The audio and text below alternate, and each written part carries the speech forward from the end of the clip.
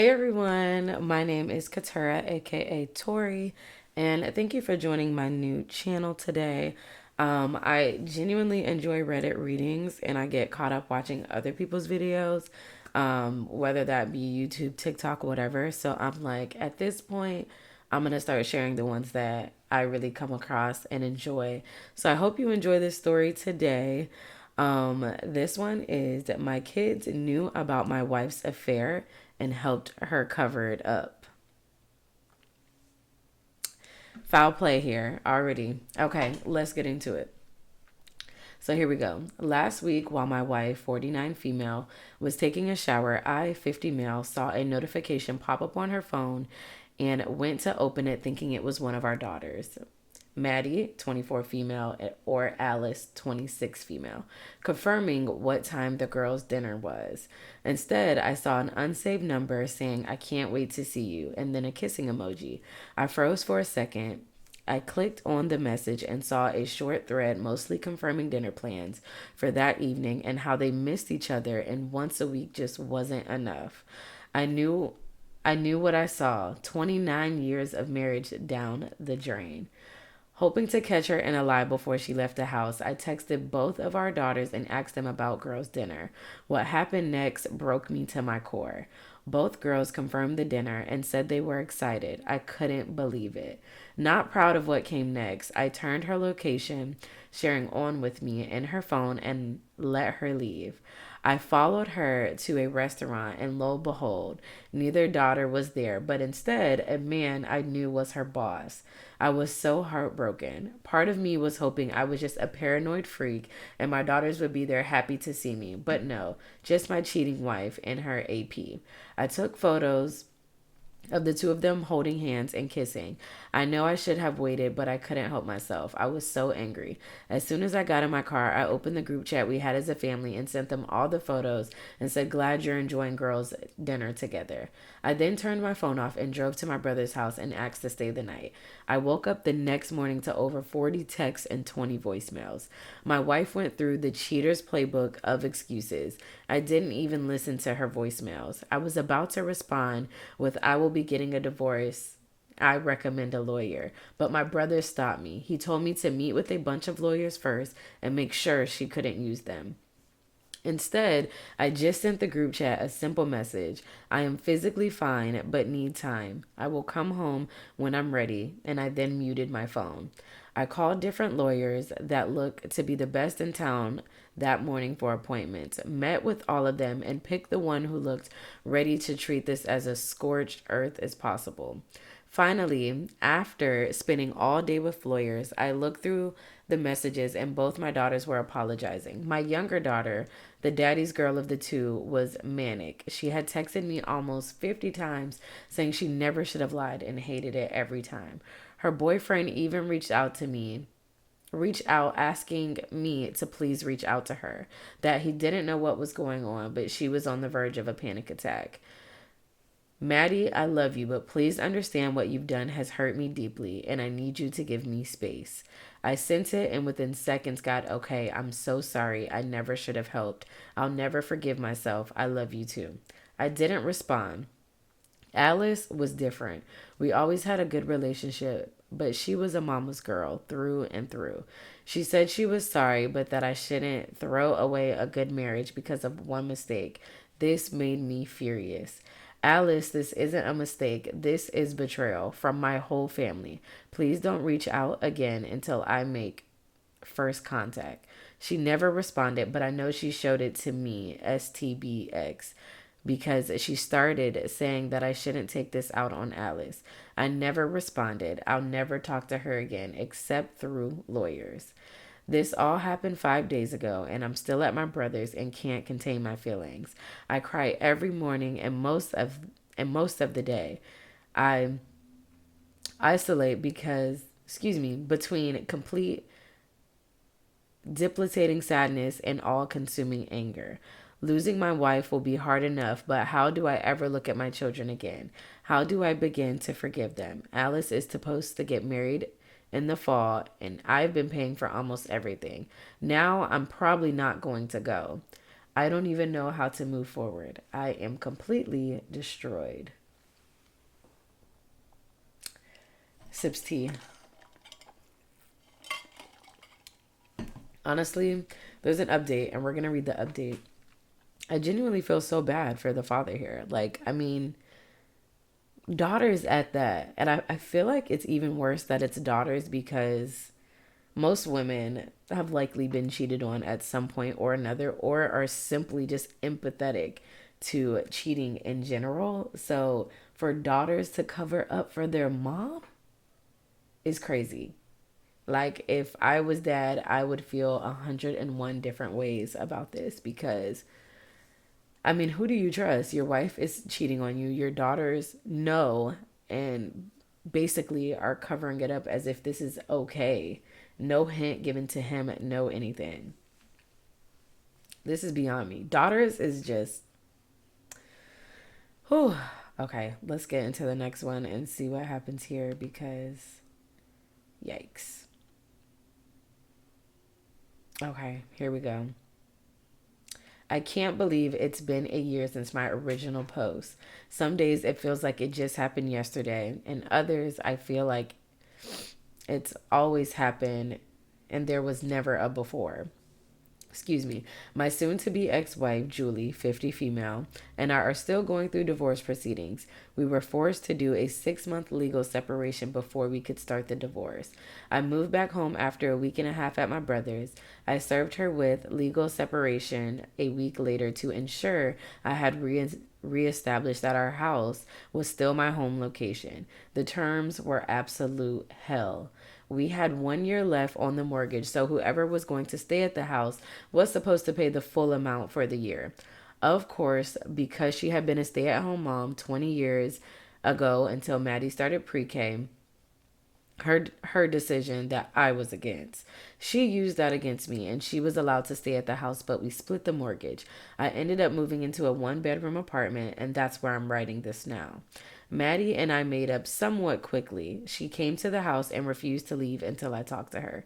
She didn't throw a fit or anything, she just wouldn't leave, and this went on for a couple of weeks.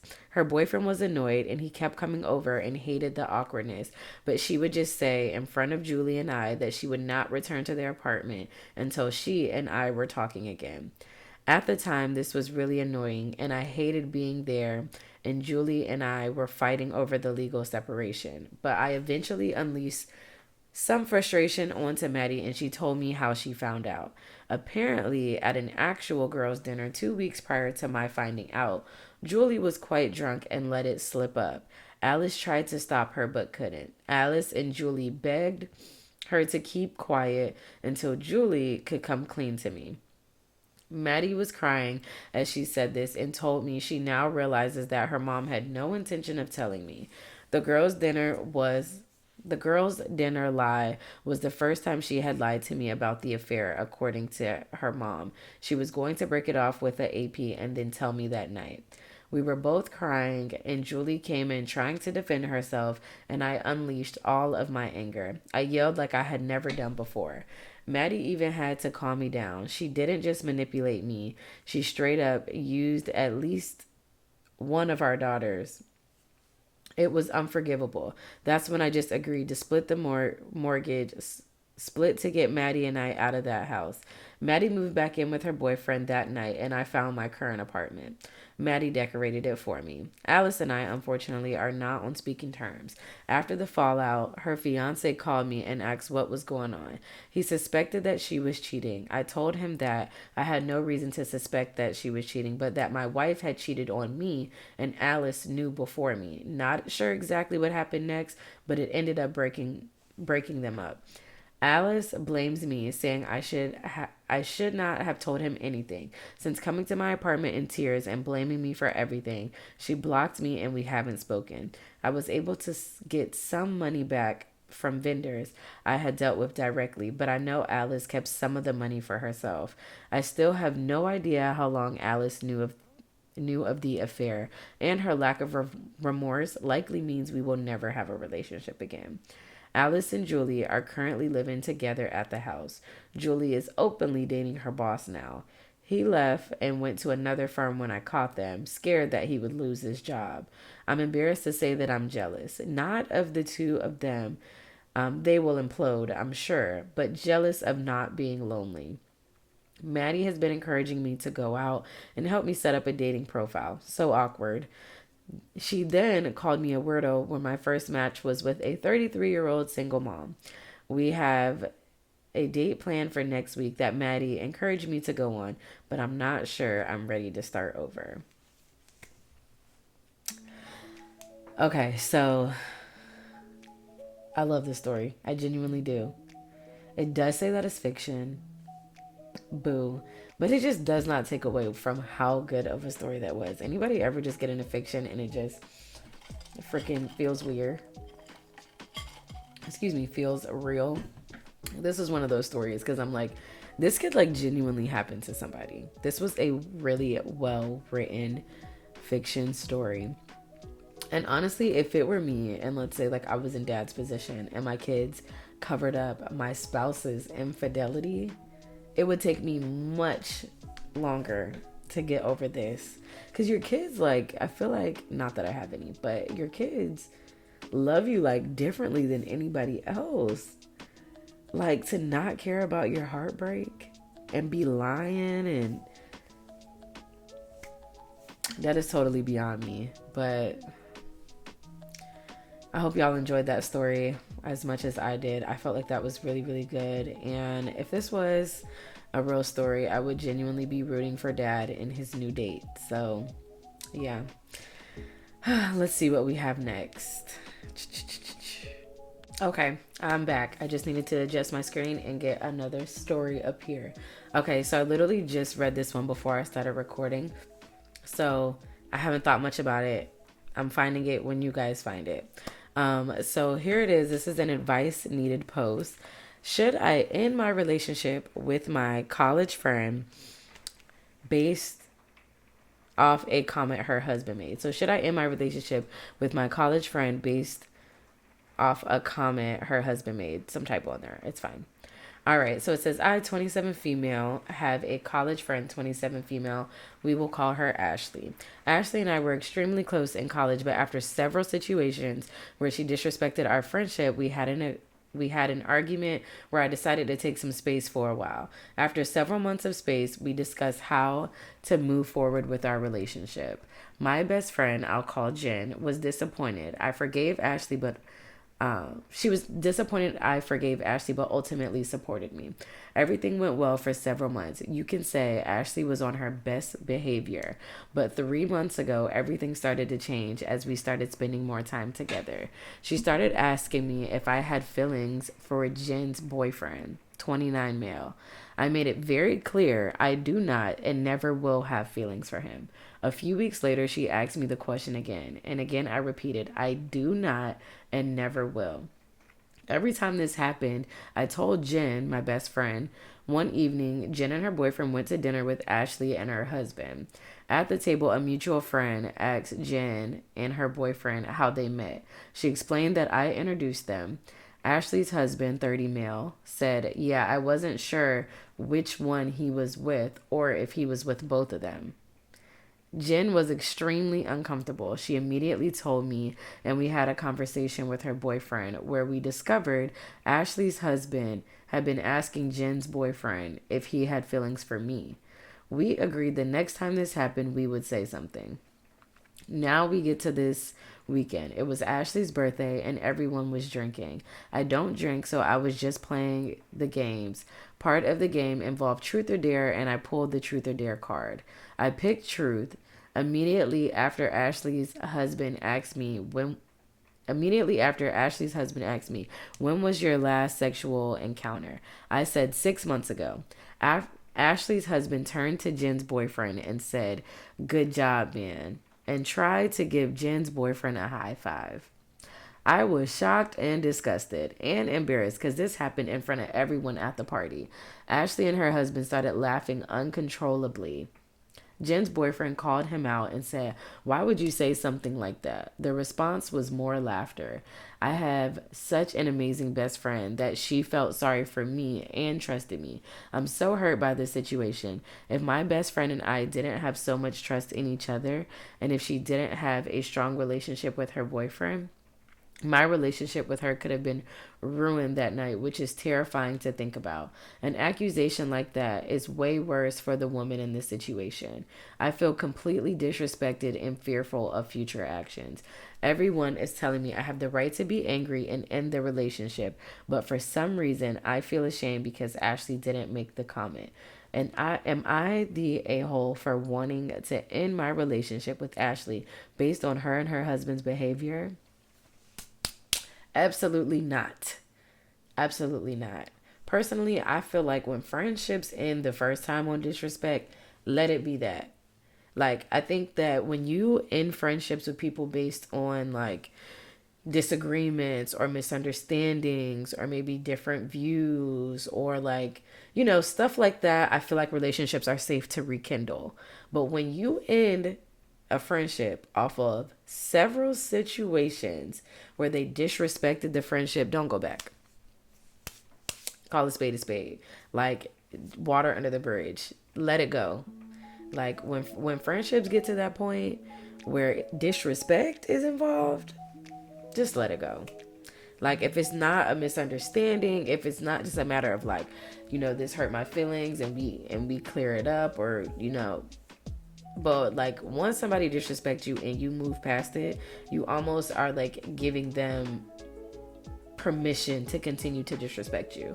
And this situation is disrespect at an all-time high, not only for the friend Jen, but also the writer. Like, I mean, for one, we don't play about our men. Like, don't ever fix your lips to say my man did anything that he did not do. It's just weird. It's like trying to pin two people against each other and ruin a friendship over accusation you find funny. There's nothing funny about me sleeping with my best friend's man. Like, what about that is a joke? And I don't know why the writer feels like, she feels bad because Ashley's husband is the one who said it and not, baby, they represent one another. And if Ashley let her husband say that and sat there and laughed uncontrollably about it, she doesn't even like y'all. She don't like you. She don't like you, and she don't like Jen. And she don't like Jen's boyfriend either, clearly. Like, that girl is not your friend. Sometimes you just gotta let people go. Just let them go. Because the disrespect in this, all-time high. It doesn't matter that her husband said it. If it wasn't a situation of I checked my husband on site, like, that ain't even funny. Don't say that about them. If she didn't do that and check her husband, like, why would you say that? That ain't funny. Chill out, or calm down, or they don't get down like that. He didn't come to she didn't come to no defense. Over. Let her go and don't look back. You already gave her another chance by being her friend now. But she clearly thinks her husband is funny. You guys have addressed this already on 3 different occasions. She asked you, did you like him, twice. Then asked Jen and her boyfriend while they were out to eat together. Come to find out, they're also asking him behind your back, do he like you back? This is weird. Drop her like a bad habit. But that's my 2 cents. Who am I? Tori's 2 cents, okay? Thanks for joining the video today. I hope you guys enjoyed. That was a good one. Because, yeah, that was a good one. Y'all let me know what y'all think in the comments. I'd love to hear your opinions and your perspectives. And, yeah, thanks for joining. Come back for the next one. Bye.